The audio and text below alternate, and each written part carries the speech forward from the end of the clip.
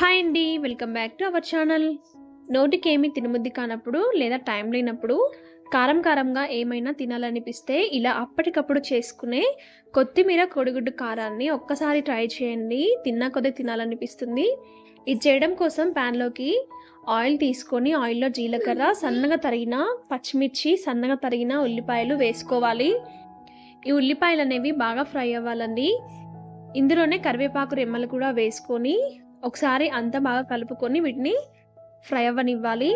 ఇవి వేగే లోపల మనం దీనికోసం కారాన్ని పట్టుకోవాలి.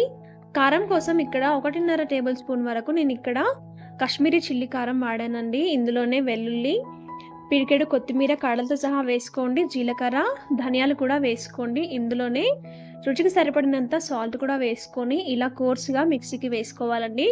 కొత్తిమీర కారం మనకు రెడీ అయిపోయింది. మనకు ఆనియన్స్ కూడా వేగిపోయాయి. ఇలా ఆనియన్స్ వేగిన తర్వాత ఇందులోకి పసుపును వేసుకోవాలి. ఇది కూడా వేగాక మనం ముందుగానే గ్రైండ్ చేసి పెట్టుకున్న కొత్తిమీర కారాన్ని ఇందులోకి వేసుకోవాలి. ఈ కారం అనేది కొంచెం పచ్చివాసన పోయేలాగా కాసేపు ఫ్రై చేసుకోవాలి. ఇలా అంతా బాగా ఫ్రై చేసుకున్న తర్వాత ఈ కారాన్ని ఇలా సైడ్ కనుకొని మధ్యలో మనం ఎగ్స్ని పగలగొట్టుకొని వేసుకోవాలి. ఇలా వేసుకోవడం వల్ల ఎగ్స్ కూడా బాగా ఉడుకుతాయండి. నేను ఇక్కడ 2 ఎగ్స్తో అయితే చేస్తున్నానండి. మీరు ఎన్ని ఎగ్స్తో అయినా చేసుకోవచ్చు. ఇలా మధ్యలో పగలగొట్టి వేసుకోవడం వల్ల ఎగ్ కూడా బాగా వేగి టేస్ట్ అనేది చాలా బాగుంటుందండి. ఇలా మనం తీసుకున్న ఎగ్స్ని కర్రీలోకి వేసుకున్న తర్వాత పైనుంచి కొంచెం సాల్ట్ అలాగే కొంచెం కారాన్ని ఇలా స్ప్రింకిల్ చేయండి. ఇలా చేయడం వల్ల టేస్ట్ కూడా బాగుంటుంది. ఇప్పుడు పైనుంచి మూత పెట్టేసి ఒక సైడ్ బాగా వేగేలాగా ఫ్రై చేసుకోవాలి.